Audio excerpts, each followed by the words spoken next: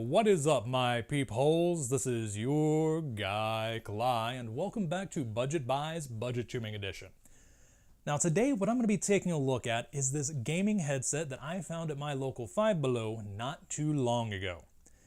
And by not too long ago, I may or may not mean earlier this year, hence my lack of packaging.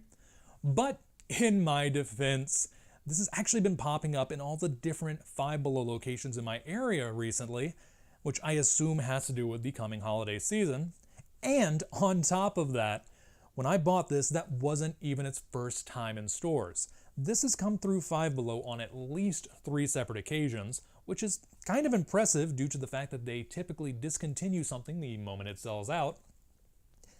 And I want to see if this is worth coming through so many times, and probably more times in the future. So this headset is brought to you by U-Youse, which I do believe I am mispronouncing in some way, shape, or form, but I'm going to stick with it for the duration of this video. And they're one of the major suppliers of tech at Five Below, though they do typically steer clear of the audio department, leaving that up to bass jacks. In this case, I'm really glad they broke with convention, because I'm going to break it to you right now. This is by far my favorite pair of headphones that I have checked out from Five Below. And that includes the Titans, which I actually haven't reviewed yet, and I've just had them sitting around. In fact, I'm going to go ahead and say it. I'm not a big fan of the Titans, because the Titans are full ear pad sized ear crushers. And while some people like those, I hate them. Instead, these are my favorite style of headphones, being full ear covering, cradling closed back cups. And I'm not gonna lie, I do know for a fact that that is a personal preference, because my girlfriend hates these with a burning passion. Any headphones, including my really nice Audio-Technicas, that cover her ears, no matter how much she adjusts them, will press just right to give her a killer headache in a matter of seconds. Whereas that's me with the ear crushers. So keep that in mind when determining whether or not you want these headphones. If closed back full cups give you a headache, avoid, because these press a little bit more than the good ones. Though I do admit the padding, while a little meh on the covering, is actually quite cozy. It's surprisingly comfortable. Oh, actually, here's the feature that I really like. You get volume control. Back in the day, I used to buy some of the crappiest headphones on the market for like 20 bucks, just so I could have access to an inline volume control. I was a simple creature back then. And every time I used the volume control, as I went down the dial, one or both of the cups would actually cut out on me. And I lived with it. But in this case, for $5, I've got a volume control that works at every stage. Admittedly, that is subject to quality control, so I got a nice one. Hopefully you did too. As for the rest of this cable, it did something I'm not the biggest fan of. It has a TRRS connector. And if you're wondering what the heck I'm talking about when I say TRRS, I mean tip ring shaft. This is a standard 3.5 millimeter connector, but it is divided into 3 sections: your left channel, your right channel, and your microphone. Kind of like a lot of the headsets and earbuds and whatnot that are meant to be used with cell phones that have built-in microphones. So it makes sense.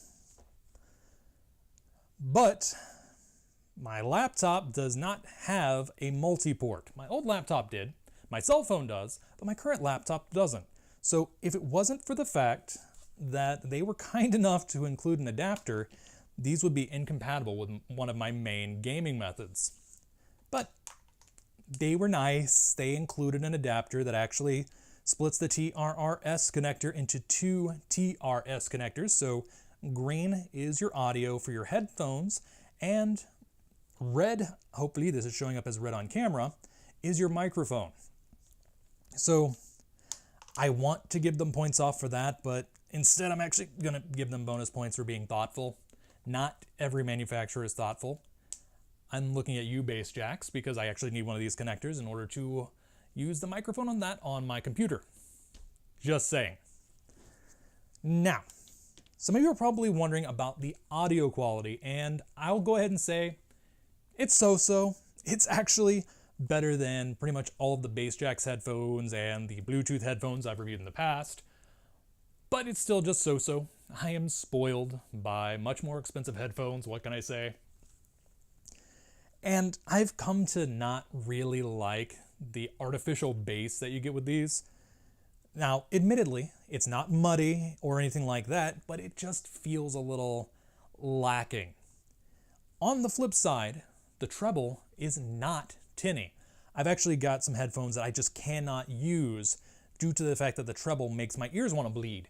So, you give and you take. When I'm reaching for these headphones, I mainly want it for the microphone, not gonna lie. I've got much better headphones that I keep on hand, but I don't always want to break out my good mics when getting on Discord or something like that. So this is one of my go-tos, simply because of this. And I think now we should move on to testing that, shall we? I'm going to plug this into my laptop as well as break out something that I've been wanting to do ever since I came up with this microphone review series. It's gonna get weird. I'll be right back. Alright, so this is the weird thing that I was talking about. Basically what I'm doing is pulling the feed from the headset's microphone and running it through an audio spectrum analyzer. And the reason I'm doing that is so that I can show you what kind of sound profile it provides, especially if your end goal is to use it for some sort of content creation. Things like Twitch streams, YouTube videos, podcasts, etc. And to be perfectly honest, from a raw numbers perspective, it's pretty dang decent. Now, if you'll look over here on the left-hand side, you'll see that it has a little bit of pickup in the 50 to 80 Hz range, as well as a bit of drop-off in the 12.5 to 20 kHz range. And to put that into perspective, the standard condenser microphone marketed towards content creators draws a pretty flat line with a few ridges from 20 Hz all the way to about 16 or 17 kHz, where it starts dropping off a bit, which admittedly, it is not that bad that you start losing things in that range, because as you get older, you start losing the ability to hear certain frequencies. I know my hearing cuts off in about the 17 kilohertz range, at least on one ear. And if you want more data on that, I suggest looking into things like mosquito ringtones or other such apps. You'll find some pretty interesting stuff. Now, I do want to point out that the fact that it is a wee bit low on the pickups in the 50 to 80 Hertz range isn't that bad. In fact, that's a pretty standard Electret microphone pickup pattern, because one microphone that I used in the past for quite a while is the Samson Go Mic, and its pickup pattern is between 80 to 17,000 Hertz. So about what you see here. And in fact, on my laptop, it's even worse. I want to say it cuts off in around the 100 Hertz range and doesn't even attempt any low pickup beyond that. And I think the upper limit is about 10 kilohertz. So it's pretty mid-range heavy, as well as picking up my laptop's microphone. So actually, I want to say, if you're the kind of person who's doing your podcast or your vlogs using your computer's built-in microphone or the microphone on your cell phone, this headset might not be the worst idea. It's leagues ahead of those mics, let's just put it that way. So if that's how you make your content and you only have $5 to spare, look into this headset. Though if you have a little bit more that you're willing to part with, get something else, especially if you're doing vlogs, because I don't think you want a headset strapped to your noggin.